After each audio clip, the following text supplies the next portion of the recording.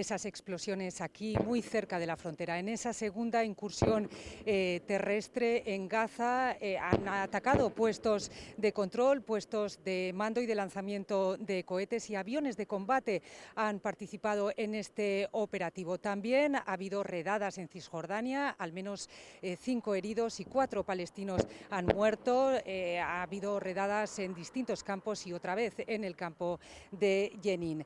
A Gaza llega la ayuda humanitaria, pero llega a cuentagotas. Hoy un convoy humanitario de tan solo 10 camiones y sigue sin pasarse el combustible. La ONU ya advierte que la situación es muy crítica. También ha denunciado crímenes de guerra en Gaza por parte de Israel, por ese castigo colectivo a la población, y también por parte de Hamás por el secuestro de los civiles. Y conforme van pasando las semanas, también pesa en la sociedad israelí la situación de los rehenes, también el temor a que este conflicto se agrave aún más, y ya el 49% de los israelíes es contrario a una invasión terrestre a gran escala y son partidarios de esperar.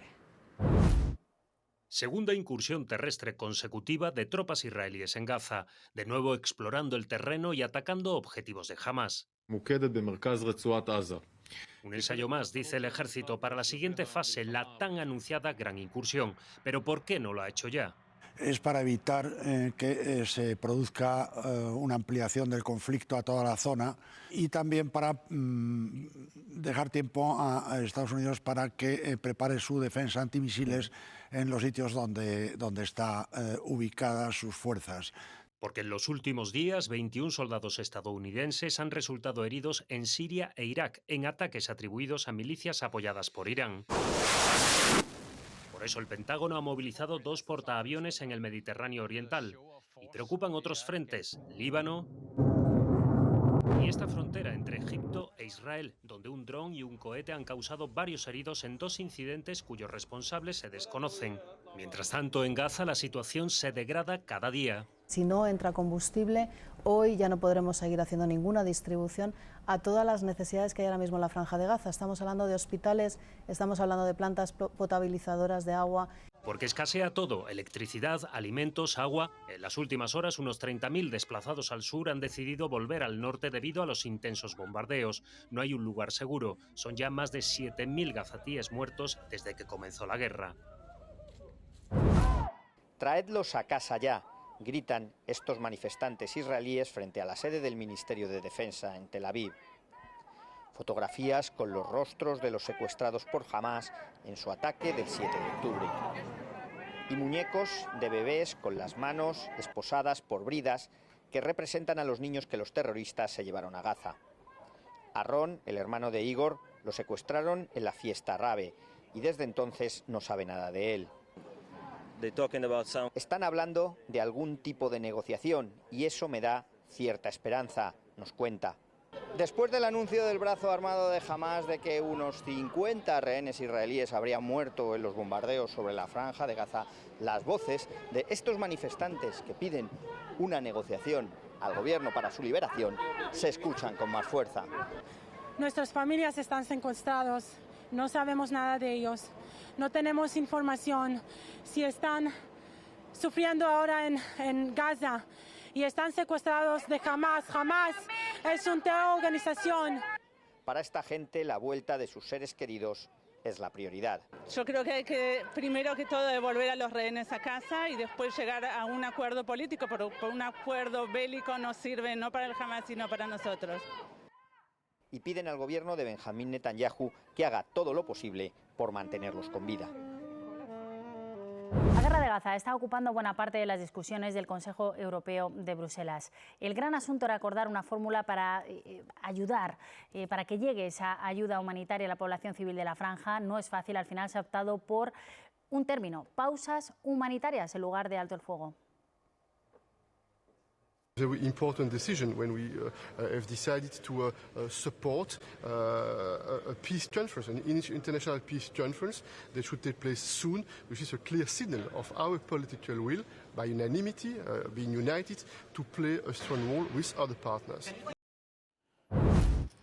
487 personas han acudido al Defensor del Pueblo para denunciar que fueron víctimas de abusos en la Iglesia cuando eran menores de edad y dar su testimonio. La estimación, según una encuesta del informe, es de 445.000 víctimas en el ámbito religioso y de ellas unas 240.000 habrían sido agredidas por un sacerdote o religioso.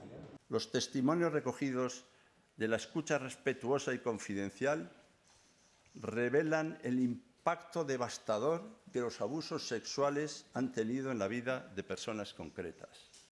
La mayoría de los abusos fueron cometidos entre los años 60 y los 90, buena parte en la escuela, pero también en iglesias, seminarios o internados. La negación o minimización del problema fue la respuesta de la Iglesia a estos abusos, denuncia. También critica la respuesta del Estado. Solo una pequeña parte de los acusados fueron juzgados civilmente y la mayoría fueron mantenidos en sus puestos o trasladados. Según el defensor, la colaboración de la Iglesia ha sido desigual. Nos han contestado, algunos se ve que han abierto algún archivo, han intentado responder. No todos.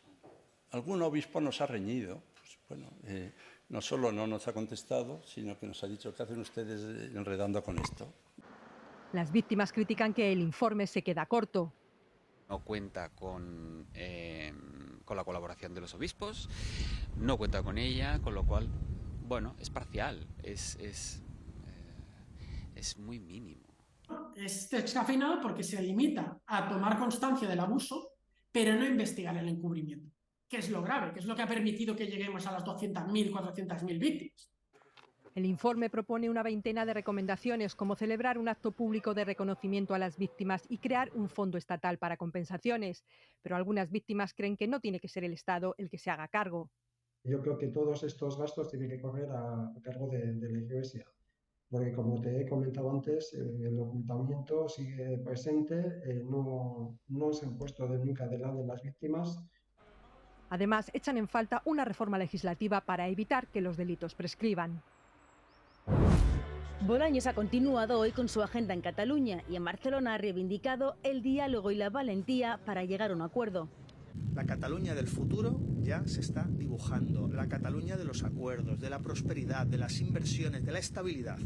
La Cataluña que va a dejar atrás una década de tensión.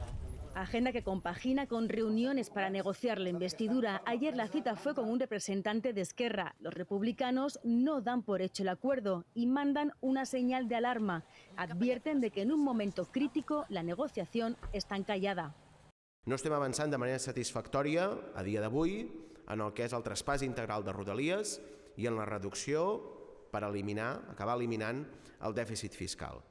Y culpan de embarrar las negociaciones a la ministra de Hacienda. En medio de la discreción de los pocos que negocian, la mayoría del partido ve el reloj correr. Mañana Sánchez reúne a su comité federal. En el orden del día, acordar la consulta sobre el acuerdo con Sumar, aunque con la amnistía muy presente. Esta vez sí acudirá el más crítico. Dar mi opinión en relación a la situación política y las perspectivas no solo de lo que vemos hoy, sino de lo que puede pasar mañana o pasado mañana, ¿no? A ver si en vez de amnistiar van a querer un premio. Antes intervendrá Pedro Sánchez en un discurso que puede ser clave en la última etapa del camino a la investidura. El PP le pide al Gobierno que convoque de manera inmediata la conferencia sectorial de inmigración. Feijóo dice que no tienen política migratoria, que todo es caos y desorganización y que ya ha quedado muy lejos el Pedro Sánchez que abrazaba a los inmigrantes del Aquarius. Lo que están haciendo es metiéndolos en aviones y dejándolos en paradas de autobús o en otros lugares, en los pueblos y en las ciudades de España. Palabras que para el ministro del Interior son irresponsables y poco serias. Discursos populistas con respuestas fáciles es la manifestación de una ignorancia, creo que importante. Aunque de especial gravedad le parece lo que dijo ayer Ayuso, que relaciona la llegada de migrantes con un mayor peligro de atentados, lo mismo que hoy ha defendido Vox. Que todos los que nos están viendo están más inseguros que hace unos años y tienen peligro, tienen miedo de que pueda producirse un atentado en los próximos días por culpa de esas políticas de fronteras abiertas. El presidente de Canarias, la comunidad más afectada por la llegada de migrantes, dice que no puede permitirse este tipo de discurso. O no vamos a compartir nunca son declaraciones que se puedan hacer con carácter xenófobo, que se mezcle la inseguridad con la inmigración. Y añade que algunas comunidades autónomas se están dando cuenta ahora del problema porque les afecta.